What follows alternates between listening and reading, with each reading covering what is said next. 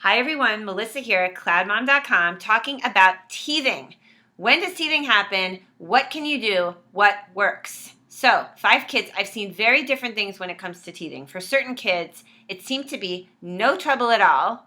They didn't seem to experience any pain or discomfort. And for others, it did seem to be very much something that irritated them. So, okay, when does teething happen? Teething happens at 2 main times. It happens when those first teeth are first sprouting up at between around 4 to 12 months. And then it can happen again in the second year when your baby is cutting molars. So some people say the pain is really resulting from this feeling of having the skin, the teeth breaking through the gums.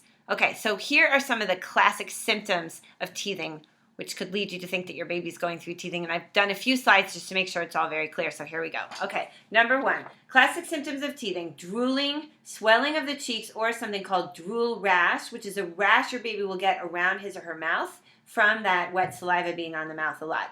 Gum swelling and sensitivity, that's a huge one, okay? My second handy dandy slide. Irritability or fussiness. I wonder if my husband or my oldest child who's 8 is teething now. Biting behavior, that's huge. Babies are going to start biting everything around them.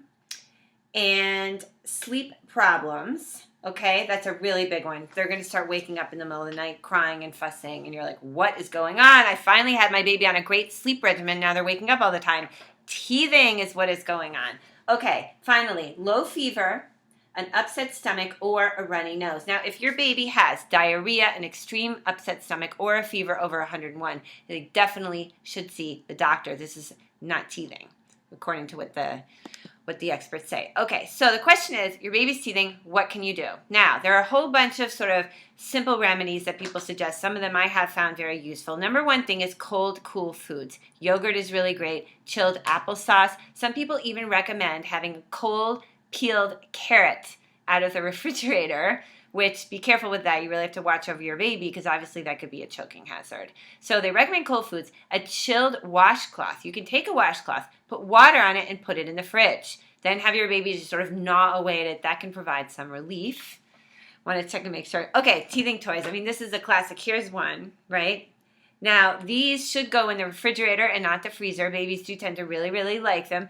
I found for some of my kids, they were actually too cold. They didn't want to hold them in their hands. So you can sort of hold it for your baby and let them gnaw away. And then finally, acetaminophen, I can never say that word, Tylenol, or Motrin. Check with your doctor to see if he thinks you should be using these. A lot of people do that I know. I mean, they just are like, God, this baby's waking up so uncomfortable. I've got to give them something. And they use these. The doctor's fine with it. So anyway, those are a few words on teething.